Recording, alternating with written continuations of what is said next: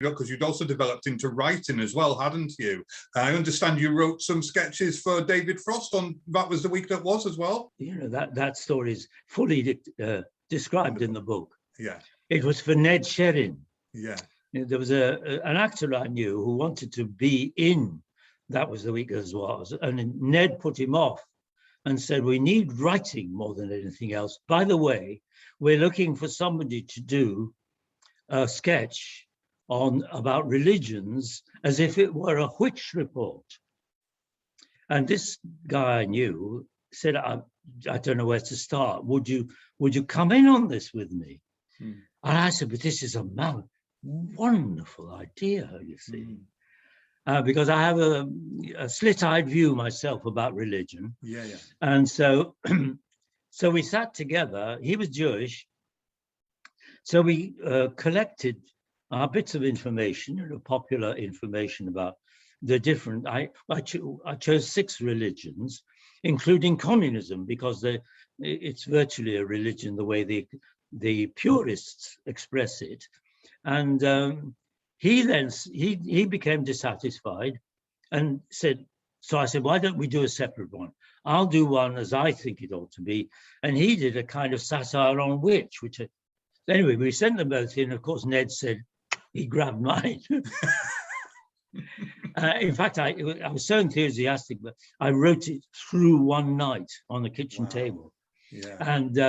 And so it wasn't for David Frost at all, but of course it was extremely helpful that David played it. Yeah. He broadcast it, and I think the original sketch is about 20 minutes, and I think what is not normally shown is, I think once it was shown at a bit long, but it's about 8.5, I think. Right. Yeah. But that must have been a big thing for you at the time, then. Enormous, because I have to say I absolutely loved the reaction. Yeah. Because there was a huge angry response. And there were questions in the House of Commons about it. Oh, wow. and there was a clergyman who from the pulpit threatened the BBC and said if they were proper Christians, they'd march on it. And I think he said at one point, burn it down.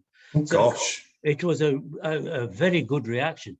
The funny thing about it is, though, of course, writers, there was no connection between me as an actor and as a writer. No. None at all. No. And so I was a jobbing actor. By then, everybody sort of knew I was a jobbing actor. In fact, I was in rep at the time at Ipswich. Yeah. But and back and forth from London, because you always had gaps. And so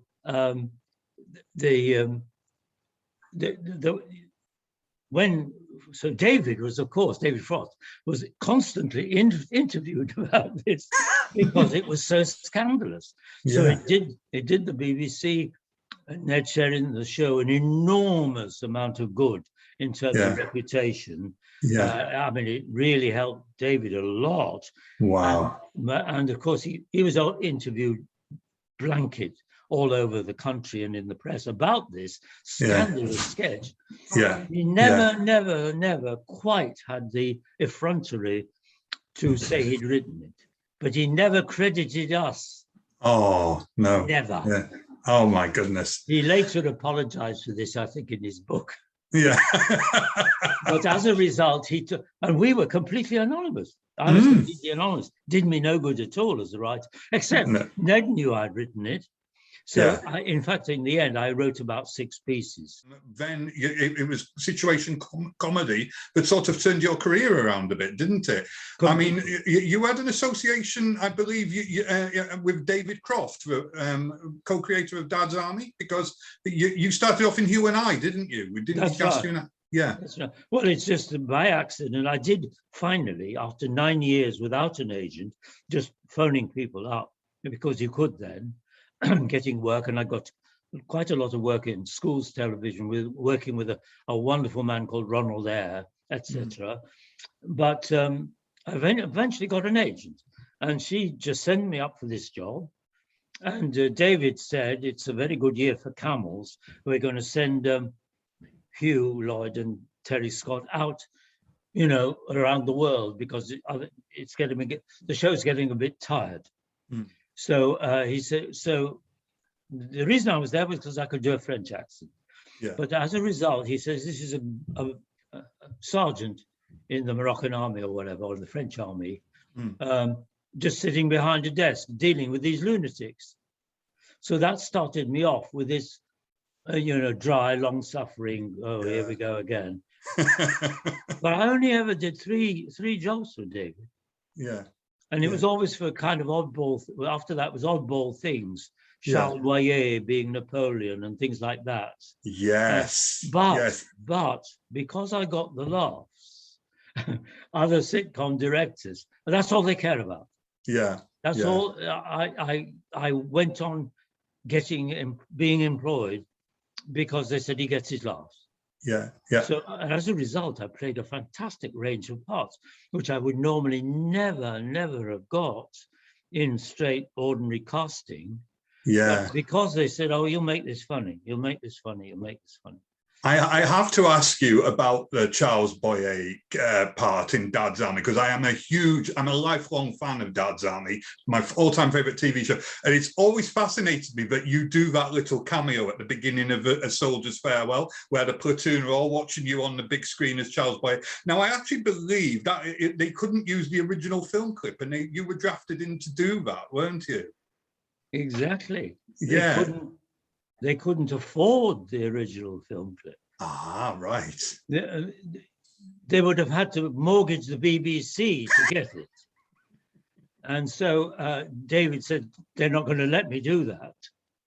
So can you come in and say, and he began to spot that somebody like me could possibly do this odd thing, because I wasn't just Napoleon. I was Charles Boyer, that's right, in that movie. Yeah. Which I think is probably where Not Tonight Josephine came from. I don't know. Yeah. But I suppose, you know, through several veils, I could vaguely look like Napoleon, though not particularly like Charles Boyer. Yeah. But, so he, you know, you've seen it, and you know what it's like. Yeah. And so that's all it was. So it was just a tiny corner of a studio in Shepherd's Bush, set up just one day between whatever. I was never in the studio with Dad's Army. Right. No, it was just filmed separately. Yeah, that's right. But again, it contributed to a very, very funny scene when they all dart out at the cinema afterwards. It's wonderful to even be indirectly involved with that, I suppose. Absolutely. It was also enormous fun to do. I mean, I mean, one of the big laughs, which I was reminded of yesterday, was your appearance as the gas man in Rising Damp as well, wasn't it? I mean, I believe you mentioned that in the book as well, don't you? Oh, absolutely. Partly because of how that gag was achieved.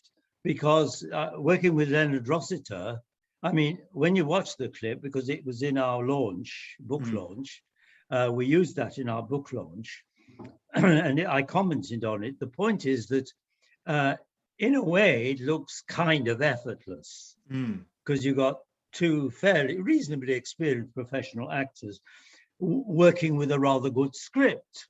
Yeah. But if you think about it, to get those coins to go down his trouser legs like that, was as precisely as that, took some doing. Yes. And it only happened, the only reason it worked as well as that was because of Leonard.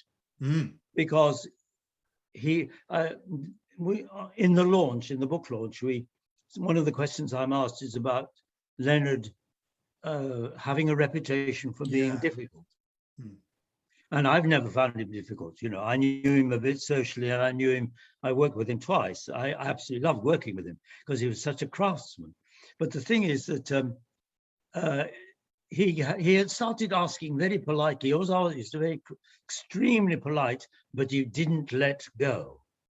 And he wanted to work out with wardrobe and props how to do this gag. No help in rehearsal. So on the day, just stopped and said, and then he started. And if you read the book, you'll see, you'll read what he had to go through to get them to bother to give him what he wanted, so that gag worked. And the fascinating thing is that we only did one take. Because in a lot of cases like that, it's not easy to get a gag like that right. To get those coins doing what they did, and to everyone's relief, and especially to ours, we didn't have to do it again. It's entirely down to Leonard. If Leonard hadn't got at them, but the other thing about Leonard, the fascinating thing was, as we went round the set with the dialogue going, the director Ronnie Baxter was shooting everything like this. Everybody tight faces all round. And at one point, and I noticed that Leonard kept looking at the monitor. And again, he stopped in one of the runs and said, "Ronnie, I see you're shooting everything very tight." He says, "Thing is, the audience has just seen me grab money out of the gas meter, shove it in my pockets guiltily. Surely it would be fun for them to get a mid-shot sometimes, so they can see me jiggling the coins in my pockets, because they'll anticipate some sort of disaster."